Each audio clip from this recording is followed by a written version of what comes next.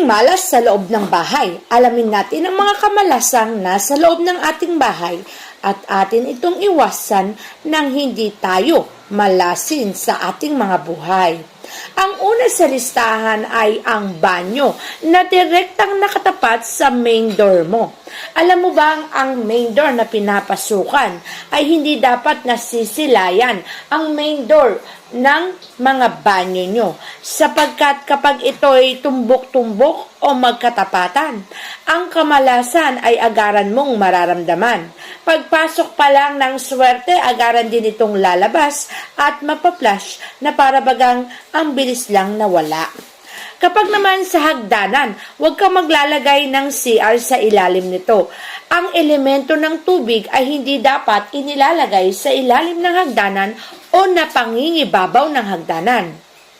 Ang tubig kasi ay pera. Water element ay money. Kapag ito ay napangibabawan ng hagdanan na laging tinatapakan, magiging mahirap para sa iyo ang pag-unlad at tagumpay. Kaya't huwag mong hayaan mangyari ang bagay na to. Pagdating naman sa kwarto mo, huwag kang maglalagay ng anumang mabibigat na bagay na direktang nakatapat sa higaan mo. Kaya habang ikaw ay natutulog, mararamdaman mo ang bigat na to sa buhay mo. Kasi naman, kapag may mga mabigat na bagay habang ikaw ay natutulog, magre-replika to sa buhay mo. Magiging mabigat ang daloy at pasok ng kaperahan sa buhay mo. Na kahit anong pagsisikap ang gawin mo, ay hindi ka magtatagumpay sa buhay. Yan ang tandaan mo. Ang mga bagay na sinasabi nating dumi sa loob ng tahanan ay alisin at tanggalin natin. Ngunit kapag meron kang mga lumang bagay katulad ng mga damit ay huwag mo tong ipamimigay o gawing basahan. Kapag ginawa mo tong basahan, ikaw ay tatapak-tapakan ng mga tao sa paligid mo. Kaya iwasan mong ipamigay, baka gawin din nilang basahan. Iwasan ang bagay na yan. Sa hagdanan naman, huwag mong hahayaan na ang hagdanan mo ay direktang nakatapat sa pintuan. Kapag pasok ng swerte, agaran din itong lalabas. Mas mainam na ang hagdanan ay nasa dulo o corner ng tahanan. Huwag mo rin itong ilalagay sa gitna ng bahay para hindi ito ang mangibabaw, para hindi mangibabaw ang kamalasan. Ang hagdanan kasi ay inaakyatan at pinababaan natin gamit ang ating mga paa. Kamalasan ang dulot nito pag nasa gitna at nasa tapat ng pintuan. Pagdating naman sa dining area, kumakain ka ba sa dining table na may mga sulok, rectangular, o kaya naman ay mga may sulok-sulok na dining table? Mas mainam na dining table natin ay bilugan. Para sa bilog, ang flow ng enerhiya ay magpapatuloy at hindi matatapos. Walang sulok. At ang ikot nito sa buhay natin ay tuloy-tuloy. Kaya ang ikot ng swerte ay magpapatuloy at ikaw ay siswertihin habang buhay. Continuous ang flow ng energy kapag ganitong uri ng table ay bilog. Kapag naman sa loob ng kwarto, huwag mong itatapat ang salamin sa harapan ng iyong higaan kung saan kita ka habang ikaw ay natutulog. Kapag kasi ang salamin ay nakatapat sa higaan mo, ang posibleng mangyari ay pangangalunya o pagkakaroon ng third party ninuman sa inyong mag-asawa.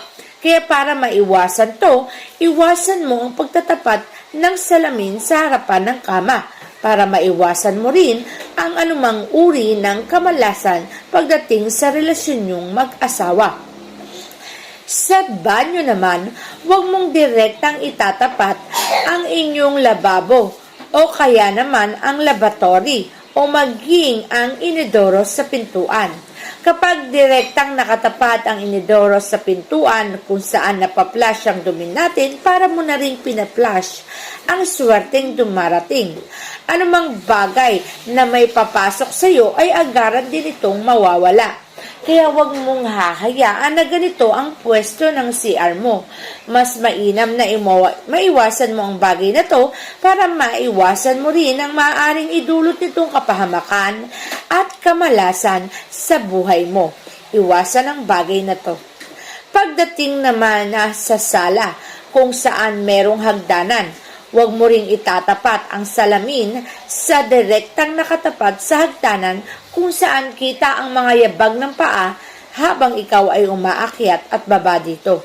Maaari kasing magkaroon ng pagkakasakit sa miyembro ng iyong pamilya. Nagtataka ka ba na kahit anong gawin nyo, palaging merong nagkakasakit, palaging nauubusan dahil binibigay mo lamang sa mga gamot at pagpapagamot? Yun ay dahil ang hagdanan mo ay direktang nakatapat sa salamin kaya palaging may sakit ang pamilya mo, kaya iwasan. Pagdating naman sa loob ng bahay, wag mong hahayaan na ang orasan ay hindi gumagana o umi-stop na lamang. Kapag ganito ang orasan nyo, agaran mo tong ipaayos o kung hindi na maayos, itapon mo na. Kapag kasi ang orasan ay hindi na umiikot o gumagana, magiging stagnant din ang buhay mo. Ikaw din ay mamalasin. Magkakaroon ng kamalasan ng dating sa buhay mo. Kaya para hindi ka malasin, para hindi maging stagnant, paayos mo na ang orasan sa bahay mo.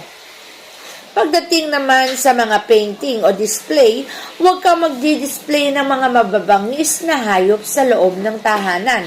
Ang mga elementong ganitong uri ay nakapag-a-attract ng bangis na mga taong nakatira sa tahanan mo. Maaring ma-attract o mamanifest ang bagay na to. Kaya anumang bagay na hindi na maganda sa paningin ay iwasang ilagay sa loob ng tahanan para maiwasan mo rin ang ganitong buhay na laging galit ang mga tao sa bahay mo. Iwasan ang bagay na to. Kung ikaw naman ay magdadala ng mga bagay sa loob ng bahay mo, mas mainam na iwasan ang mga antik na bagay. Alam kong merong benepisyo ang pagkakaroon ng mga antik. Ngunit alam mo ba ang kapag antik na ang bagay na yan, kinakapitan na yan ng mga espiritong ligaw. Lalo pa nga kung ang may-ari niyan ay ayaw yang hiwalayan. Sasama yan hanggang sa iyong tahanan. Kaya para hindi madala ang kamalasan, huwag nang maglagay sa bahay. Pagdating naman sa loob ng bahay ay iwasan po natin ang pagkakaroon ng mga dried plants o mga halaman na patay na, tuyo na, alisin na, at palitan na yan sa loob ng bahay. Kapag kasi ganito ang nasa tahanan mo, ay magkakaroon ka ng kamalasan dahil tuyo at dry na ang mga halaman na to. Magsisimulang danasin mo sa buhay mo ang kamalasan na talaga namang magbibigay sa iyo ng matinding kamalasan, kaya iwasan.